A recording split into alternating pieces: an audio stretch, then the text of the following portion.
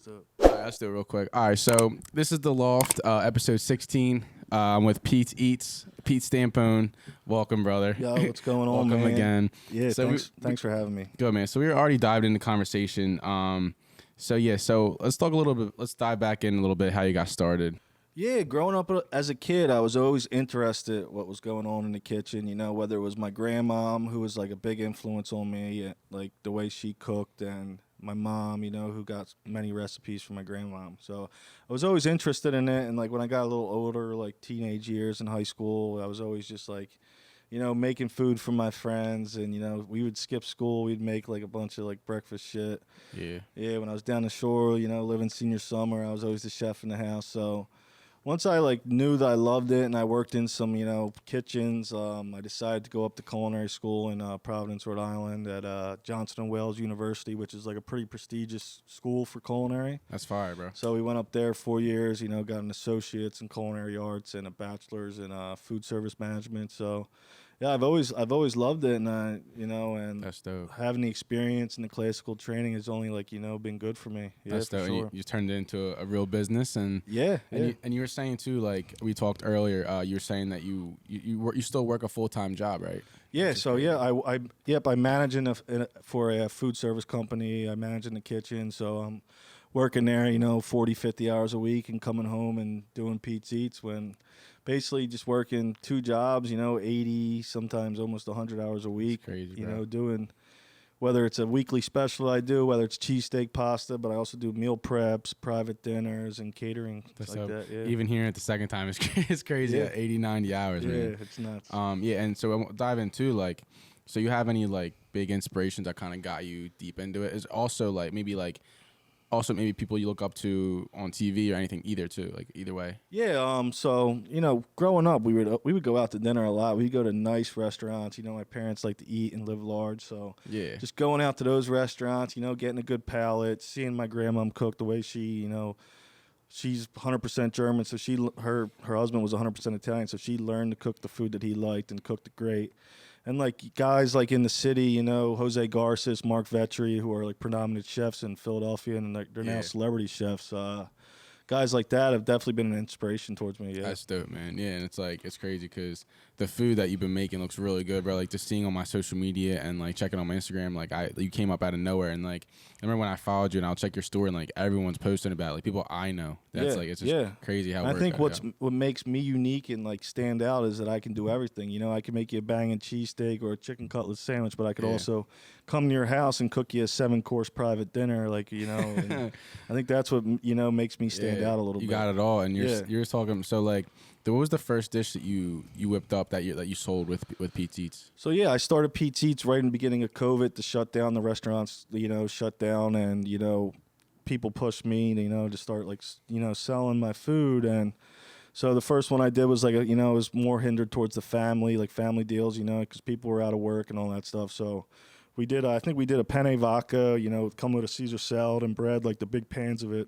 Yeah. Get chicken, shrimp, and like we did good the first time. We sold like 25, 30 of them, and then that's fire, bro. It's been going ever since then. Yeah, that's dope, man. And and so also you said in your family's a very big part of your business as well. Yeah, my wife's always, you know, she's always in there with me. She's basically my food runner. You know, it can get a little feisty in there. I could be, you know, a little stressed out a bit, but you know, she helps me out, and you know, she's my food runner. The people show up, she runs the food out, and yeah, she's been great. Dope. Yeah. I've noticed, especially with COVID, like running businesses out of your house has been a huge thing. Yeah, it is, and it's a small little community in the far Northeast right now. You know, you got Santini's, you got Ferry, you got Meg, and it's just. It's been awesome. And you guys all talk and get along? Yeah, on Instagram, yeah, definitely. That's dope, man. Yeah. And you were telling me you've had some pretty notable people reach out to you and try your foods. Yeah, so we had I went over to Ed Bassmaster's house, fed him the cheesesteak. He said it was the best he's ever had.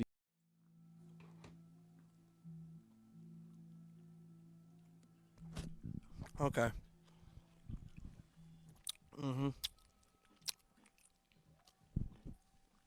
Thank you. No problem. My pleasure. I'm going to be honest with you. It's legit probably the best cheesesteak I've ever had. I appreciate that, man. It tastes like a much better quality steak. The cheese is really good. The roll is perfect. I'd say everything's perfect. Most people that put ketchup on the steak, like usually they told me they're not putting ketchup They or do mayo. not do ketchup on this. You know, we kicked it for a little bit. We still talk sometimes, and you know, Sean Brady, who's I think ranked number 14 right now in the UFC in the welterweight division.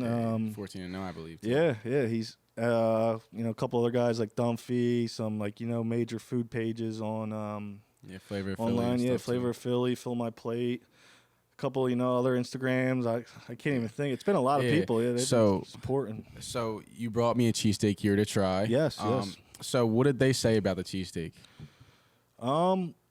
You know, I've gotten as far as top 3, and I've gotten 1. Like it's a unique cheesesteak. You know, nobody uses my roll, and no one uses my meat. No one knows where they get it. And I don't think nobody does what I do with the cheese, but it's all secrets. So yeah, It's all insider secrets. So you said your cheesesteak's really hard to get. Yeah, we do it. We only do it once a month. It's a limited quantity. It's we only do about 80 to 100 cheesesteaks a month. Last month was our biggest one. I took 110 cheesesteaks, so we did all that out of our Parkwood kitchen. That's crazy, bro. It was nuts. It was crazy, but I had some good help. Sometimes, you know, I get a couple, you know, my chef buddies to help me. But yeah, and I'll post it. Once I make a post, it's just like I delete all my text. I let them come in, and for like 10 minutes, it's like boom, boom, boom, boom, boom, boom. Oh, so you delete all your texts before you? Really? Yeah, it's nuts. You think about like getting like a separate phone? I might have to get a burner phone, or I'm thinking about doing like a. There's like, you know, there's like, you know, things that you can pay for where they go in and just get slots that some places do in the city. You know what I mean? Like pizza places that you just come in and right when the post drops, you just go and there's all these time slots, and the first one to get it gets it. That Interesting. Kind of thing. Yeah, I didn't know about any of that stuff. And yeah, too. So what I was gonna ask you too. So I wanted to dive into this a little deeper, possibly. So you said like when you're working and stuff like that, you go through a lot of stress and anxiety. Yeah, it's definitely an anxious job. I'm a very anxious person when it comes to that. Like I just feel like if I'm sitting on my ass and I'm not doing anything, I'm not like you're that kind of person. Yeah, I don't know if that like classifies as anxiety or I don't know what it is, but sort it's of like a restlessness kind of thing. You know what I mean? That's I'll come like, you know, I'll work my full-time job in the morning, and I'll come home and like I won't even take a seat, and I'll just go right into the kitchen and start prepping for a meal prep or whether it's anything, and it's like I don't even take a second to like, you know, just sit and like you're just constantly grinding. Yeah, and it's tough because like with my young kids and all that stuff, it's like I'm home, but I'm really not home because I'm just in the kitchen and I'm focusing on like what I got to do. You know what I mean? Does that take a toll on you at all? Yeah, it's definitely like a guilty feeling. You know what I mean? But like on my days off, when I do get a day off, it's just like I put the phone away. Yeah, and I just, you know, it's just me and the kids. Yeah, you know man. What I mean? And like, so is there anything you do when you feel anxious or you get anxiety? Have you ever been to like therapy, or is there anything you do? No, I never did therapy, nothing like that. You know what I mean? No, I just try to, just, you know, zone out, you know, whether it's just put some Netflix on or like something like that and try to, you know. That's fire. Usually I'll just like fall asleep. Like I put a Netflix show on and I'll fall asleep, and that's basically it. That's kind of the next day. It's like, I don't know if that's a, you know, a healthy, you know, thing, just working so much. Probably not, but hopefully I'm hoping to get to the point where, you know, I have people working for me and, you know, I don't have to be too invested in this it. Is like the Gary Vee talks about this all the time. This is like the big grinding stage, you know what I mean? Even for me too, like with the podcast, music, and like everything that I'm doing, like it's just like you got to be in a grinding stage. So like you're working, let's say you work your ass off for 2 years, and then now you're able to hire your first chef who knows how to cook for you, and your first social media person who knows how to answer every text for you. Like it's just a grind that you get to where you're able to relax eventually. But one thing I do struggle with, and it's giving up the pat, like just anything. Like I won't let my wife wrap a sandwich, cut a sandwich. You know what I mean? And that's a big thing for all chefs. It's tough. It's tough to, you know, like let it go and, you know, let someone else run what you do. You know what I mean? Because that job's in your name. If something goes out wrong, that's your name. You know what I mean? Listen, man. I edit every single episode of the Loft. I all the music. Like I try to all do it myself. Like learning how to hone your craft and learning the ins and outs of it, like it's your baby. You know what I'm saying? Like with PT, it's like you want to wrap every single sandwich, and I get that 100%. It's a lot of pressure, even with like the cheesesteaks. That's like my most popular thing, and just like the consistency of it, like it's hard, and especially it's hard Yup. to be consistent out of a kitchen like that. You know what I mean? And you don't want. Yeah, and it's definitely a lot of pressure, and that's the thing. You know, But that's attention to detail. It's gonna Yeah. get you to where you want to be Yeah. for sure. Yeah. So you think you were always an entrepreneur, or you think you just took advantage of an opportunity? Yeah, I think I've always had it in my mind, but you know, I never really jumped on it, and you know, it was kind of like, so you know, you sometimes you struggle with like, are you good enough? You know what I mean? Right, Like, you for know, sure. is my food good enough? You know, can I do that? And then Yeah.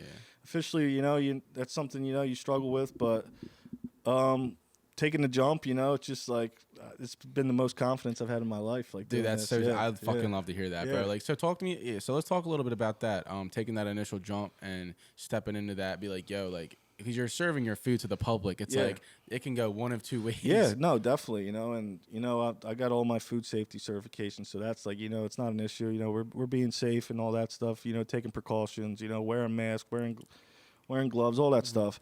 But yeah, it's like taking the jump it's. I'd say like I'm in the middle of taking the big. You know, I took Yeah. a jump, and there's a bigger jump to Yeah, take. you're so, climbing the ladder. Yeah, take I'm that climbing the bigger ladder, jump. and you know, I'm ready for that. I love working. You know, I love being. I do. As much it is stressful times working in the kitchen, I love being in that moment, and I think I thrive under that. For so sure. yeah, and I think the leadership, you know, the leadership traits I have, you know, being a manager in the kitchen, going through all the classes in college, and Yeah. I think I can, you know, I really can bring a group together, and you know, Yeah. it's all about finding the right team, and it's hard to do in this industry because it doesn't pay too well. You know For what I mean? sure. Yeah. And it sounds like it's been a culmination of the years of your experience and your hard work. Like you said, being in culinary school Yeah. and being, you know, managers at different restaurants. Yeah, and worked. You know, I've worked in fine dining, short orders. You know, everything. And so Yeah, it sounds like it's just all coming together, which I think is really dope. So you brought me a cheesesteak. yes, I You did. said it's one of the top 3 we talked about. Yeah. Before that little Twitter poll. Yeah. So you said you're not a cheesesteak like aficionado. So I think I got a good chance here to climb up your list. So yeah. I've had Steve's, I've had steak and hoagie, and that's really it. I haven't like the whole Twitter thing. Like I wasn't really into that because I'm not really. I know you weren't in it, right? Yeah. So yeah, I was. Talk about that. Yeah, I was. They did like the whole March Madness thing through Barstool Philly, and yeah, I was in a playing game. I won that, and then they put me up as a 16 seed against Angelo's, That's and not even- we know how popular they are in the city. Yeah. I put up a good fight. The popular vote thing, you know, it's not a taste test, so Yeah. I'm not taking it as a true L. And hopefully next year I'm in a better position. I mean, think I will your be. community. We'll talk about that too, like building a community, because I think your community is like absolutely like it seems fantastic. Like it seems very supportive. Yeah, dude. So many people support me. You know, it's awesome. That's like, sick, yeah. bro. Yeah, well, let's try this cheesesteak. I'm really anxious to try it. Let's do it. Let's do it.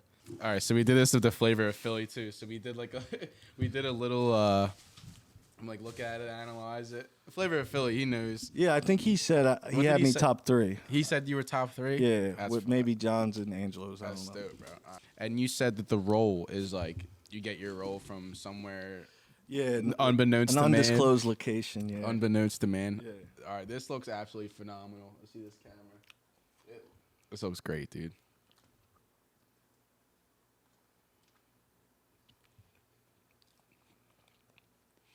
One boy, everyone knows rules.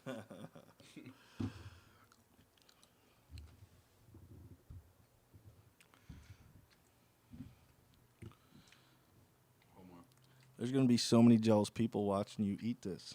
So many people want this. Honestly, let me say something.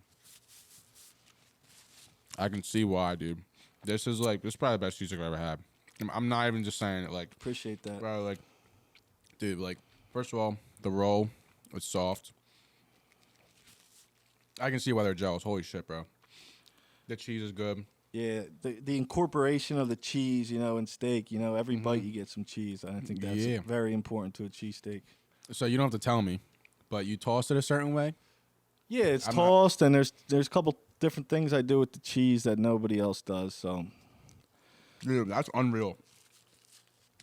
Dude, I've had certain cheesesteak spots where, like, you want to bite in certain parts of the cheesesteak to get everything. Dude, this one, every single bite is everything. Yep. This is unreal, bro. thank you, I appreciate that. This is really good, man. This is, if you guys haven't had a Pete's Eats steak, you saw You're what? probably not getting You're one. probably not getting. We saw it once a month, right? Yeah, once a month. So I haven't done it this month. I'm announcing soon when I'm doing it, and we're actually doing a raffle.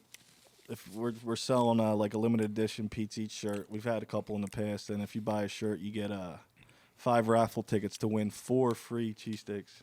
Holy crap! I'm gonna save this for later. This is dude. This is like that was heaven right there, man.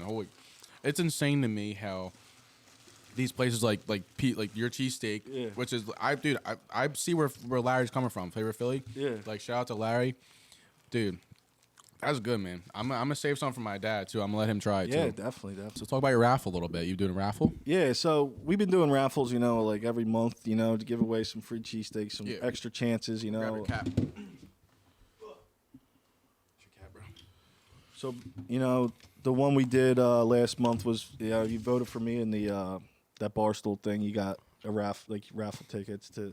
Then I'll spin the wheel and someone will win. So I've done 2 free cheesesteaks, 3 free cheesesteaks, and this is the first time I'm ever doing 4 free cheesesteaks. Damn. And they're not cheap. They're $15 a cheesesteak, so that's a $60 really? value. Yeah. Oh wow, that's pretty cool, man. Yeah. So the money comes from just the work you put into making it, the love. Yeah, and it's like any pizza shop can make a cheesesteak, use crappy meat, crappy roll, crappy cheese, and they could sell for $9, $10. You can absolutely. The meat I'm using, the roll, the cheese, and the food cost is very. I don't make too much money on a cheesesteak, but I want it to be good, and I want people to enjoy it. You know what I mean? That's really important, man. Yeah. You know what I mean? But yeah, and also talk about your trays too. I mean, they're probably unreal. Yeah, right? They look man. great on the Instagram. So I try to, depending on the month, I try to do, maybe 2 sandwiches and like 2 pastas or a specialty dish. We do baked ziti, and my nickname's PD Baked Ziti, so so that's like a signature item that I do. I'll do mac and cheese. That's dope, I do crazy pastas. Just any that's one. I think that's like my best thing I do is pastas. Like I just do, crazy like. In the summer, we did this hot girl summer pasta, and that went wild. That was sick. Yeah, we sold a bunch of those. Is this all you? Is this all stuff you're coming up? Yeah, with? just all stuff I'm coming up with. Man, on the fly, and that was just coming from experience. Yeah, and then another thing I do is egg rolls. I do crazy egg rolls. Like really? Yeah, I'll do like mac and cheese egg rolls, cheesesteak egg rolls, roast pork egg rolls, all that stuff. Bro, how you got time for that, man? This just sounds. It's a lot of work. It's a lot of hours in the kitchen. But tomorrow we're announcing we're doing a special sandwich. And I'm actually collabing with my uncle's law firm, Stampone Law, and we're putting out a roast pork sandwich. So that's going to be available for pre-order tomorrow. Stay night. tuned for that. So by the time they hear that, it'll already be announced. But yeah, that's dope, man. And collaboration is huge. Yeah, especially being a small business. Yeah, for sure. Yeah, and that's why I like. Yeah, and I love collabing. You know what I mean? Like, yeah. I love doing that. Yeah, stuff. I just ran a giveaway with Meg Doc Santini's and Flavor Philly. I definitely would love to get you maybe collab for the summer, like because I've been talking to other people too, like other like foundations and stuff like that to do like a big collab in the summer. Yeah, that'd be sick. With the clothing line and stuff like that. Wait, so you do your own challenges? You create yours? Yeah, I create food challenges. So I've done I've probably done almost 10 or like now I've done like a smash burger challenge where like one was, it starts as a single burger, double burger, triple burger, quadruple burger, and then a bunch of fries and an Oreo milkshake, and you have like 12 minutes to eat it, and do spicy challenges. I did a colossal breakfast challenge with like a giant burrito, giant pancake. So for the cameras, we were talking a little bit off camera, but so you make the food or you just do your own challenges? Like you're a big challenge, like food mukbang. No, I make the food. You make it. Yeah. Really? So and if you beat the challenge, you'll get like a free Pete's Eats meal or something like that. That's it, dude. So that's like another thing that smart. Nobody else is doing. If you're watching this right now, take notes, man. So I also wanted to segue this into asking, if you're talking to start off with young chefs, people like you who are maybe working in Maggie's kitchen or something like that, and they want to start their own business and dive into their business. You have any advice to kind of get them off the ground? I would say just, you gotta, if you jump into something, you can't be 50%, you know what I mean? For sure. I've seen a lot of people, try to do stuff and, they're here sometimes, they go away for a couple months and then they're back, you know what I mean? Yeah. You gotta stick with it to be something, and that's what I've done ever since, last year I've posted, whether if you're doing it through social media, you're doing it through like, a website, anything, you just gotta stay consistent with it, and and don't think that you know it all, especially in the chef game, because it's like something where you learn something new every day. Don't, you know what I mean? And you got to be open to people, and you got to, just be open to help, and just you got to be fully invested, because that's just, Yeah. that's the biggest thing that's going to make you successful is, being in there every day and, working towards what you want to do. You know what I mean? I've heard a lot of things. My co-host Nick's a big he's a big quote guy, big Jordan Peterson guy. He couldn't be here today because he has a family. He had family stuff going on. So shout out to Nick. I love you, brother. But so he always talks about like the quote stuff like that. And something that I found this week was like, if you're in a room and you're the smartest one in the room, you're in the wrong you're in the wrong place. Yeah. You know what I'm saying? I've because heard that it's one before. so important to always learn from Exactly. people, and that's something me personally, like I've always wanted to take tips from people. Like even if I don't know them, I'm like, let me just listen. There's no harm in And that's listening. who I try to surround yourself around, young entrepreneurs, and even if they're not in the same trade as you, you know what I mean? Just surround yourself with people that want to be great. Because then, you know what I mean? Don't surround yourself with like losers that just just want to just party and all that stuff. You know what I mean? Like I gave up partying a long time ago because like it's just not worth it. You know? How old are you now? 28. Oh wow, you're still relatively young, man. Yeah, and like not saying like I don't have a good time, but like. Wake up being hungover, like I wouldn't be able to do my job now. You know, what I mean, if I do that. You can't afford it. Yeah, and there's a balance, man. For yeah, sure. there definitely is. Yeah, and that's a hard thing about being a DJ too. It's like when you're out, because your job is to go out every weekend. And, and that's people. But, but you're definitely like during the week, it's like. I mean, if I just worked one job and I had off weekends, I'd probably be in this same boat. For sure. And then, but if you want to do something, if you want to be great, you got to make sacrifices, and whether it's sometimes not seeing your family, and sometimes not going to like a family party or going out with your friends on the weekend. That's the stuff you got to do to be great. You have to make a lot of sacrifices. Yeah, you miss some things. Even in the industry, like if I when I was just working on one job, you miss some things because the biggest business is on the weekends. In the the culinary world. So you're definitely gonna miss some things, but that's something you're used to if you've been in the industry a long time. You learn to appreciate the Mondays off. You know what I mean? For sure. And they're pretty awesome. Nobody's in the grocery store, no one's in the mall. I can appreciate that. Yeah, for sure. that's dope, man. Yeah. My friend Mary Kate goes out on Mondays because she works her ass off. My friend Mary Kate O'Toole, shout out to her. She works her ass off on the weekends. Her and her boyfriend, they're working at the bars, and they go out on Monday together. I'm like, why are you going out on Monday? She's like, dude, that's when we have our days off. And that's how me and my wife, she stay at home right now, so we can go out, get a babysitter on like a Tuesday night, go in the city, have a nice meal. That's nice though, man. Yeah, that's definitely. nice though. So when you're out eating at different restaurants, are you like a big critic? Like. I'm like a foodie myself. Like even I love going out to places. We were just in Charleston like a couple weeks ago, and we ate our minds off. You know what I mean? Just ate at all these like James Beard award winning places and all these like great stuff. Like I just love and then you come home and that's what I do is if I go somewhere I try to recreate what they did. You know what I mean? That's smart. You're learning from them. Yeah, exactly. And it's important to appreciate the food because you know what goes into it. Exactly. You know, it's crazy. The average person doesn't really know what goes into making something that tastes good. Definitely. They're just like, oh, I just expect it to be good. But we talked about the making that jump a little bit. Do you have an emphasis on just doing it, like just taking that jump? Like, because I know there had to have been a point where you were like, oh, I'm about to start selling food to people. Like, what should I like? What's your advice on like taking that jump? Did you just like what was your mentality going into that? I think you just got to go for it, and like if you second guess yourself, which is I know it's hard for some people to second guess, you know what I mean, but I think you'll know when you're ready to take the jump, and I think that's just something that just came to me. I'm like, you know what, I'm doing this, whatever. You know what I mean? You just kind of went for it. I said fuck it, and it's worked out. Is that good? There you go. But so that's dope, man. That's dope. I also wanted to ask too, for young advice, also to young entrepreneurs, who are starting a business. Not so much in the culinary aspect, but someone who's maybe beginning to start their own business, like stuff for them to expect or advice for them also when it comes to that. Yeah, you can't be somebody that doesn't want to be criticized. You know what I mean? Like, Right. I've had plenty of times, someone said, "Well, a roll was too soggy," or this was that, and you just you gotta live. You live with it. You know what I mean? Right, And you yeah. gotta learn from it. You gotta learn from all your mistakes, and that's what I do. I try not to take anything with a grain of salt, and I'm just try to be better and come back better and learn. Yeah. You know what I mean? Just learn from your mistakes. Yeah, and is there anyone specifically you try to learn from, or you just learn from experiences? Yeah, I think experiences definitely is more my thing. Yeah, experiences definitely. Yeah, and you're also you sound like you're a sponge. Like you just kind of take in yeah, whatever for you sure, need to. Yeah. I also, is there any experience? I wanted to end off on this. Yeah. Any crazy experiences you've had, in terms of like maybe starting food or anything you've kind of like really learned from, or anything that stands out to you?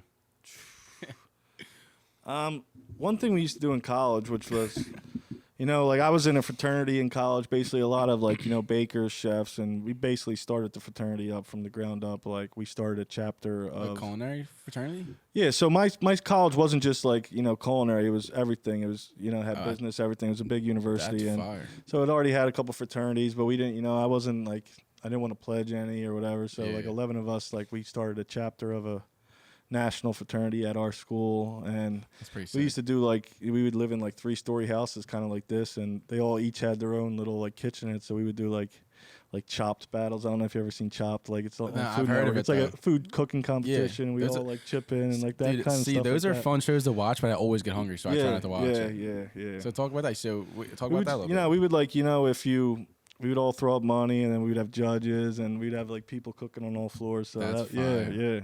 So, yeah. I would always just be the judge. I would never compete. Oh, you never but- competed? No, but like I've done like, kind of like food, not competitions, but like for the corporate company I work with, we have, if you want to get promoted and all that stuff, you have to do like cook tests. So it's like you get a mystery basket of all these ingredients. Shit. You have to come up with something.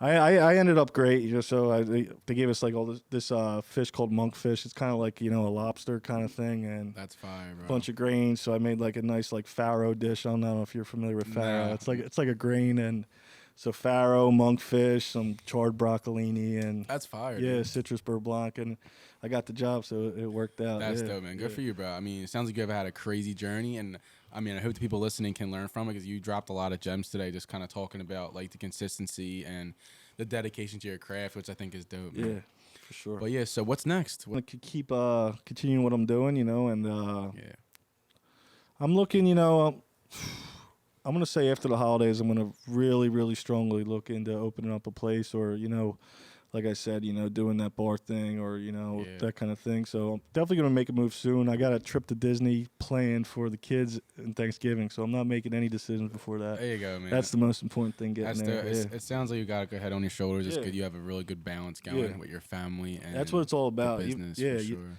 there's so many, whether it's dads, uncles, blah blah blah, that they never find time, to see your kids, and I think it's the balance. Even though you have a busy job, it takes 10 minutes to acknowledge your kids, For and sure. you know what I mean. And I Yeah. think that's very important. You know what I mean? Yeah. Is there anything you stress as a parent?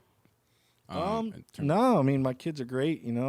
That's dope. Yeah, they're awesome. Yeah, and so are you? Have you made the push for them culinary? Do any type of culinary stuff? Stay out of this industry. Yeah, is that what you're telling? Unless it's working, like if we have a family thing, you know what I mean, going on. Yeah, and you're naturally just like born and naturally drawn to it, like you were. Yeah, for sure. Yeah, I obviously let them do whatever they want. But That's sick, bro. But all right, man. So where can they find you on social media?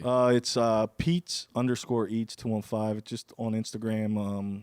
Yeah, that's what I'm just basically remoting everything out of. We drop weekly specials. You can hit me up for catering jobs and all that stuff, private dinners. So yeah, that's fire, man. Dude, the cheesesteak was absolutely phenomenal. Appreciate that. I think it's sick how you're also running a very successful business out of your house and social media, like all the small Northeast businesses, like you guys coming together, and you guys are honestly, all the products are so good. It makes me appreciate smaller businesses more because like it's all made with like by hand by like a single person or a few people like who just kind of understand it, and there's a whole culture around it, which is dope for sure.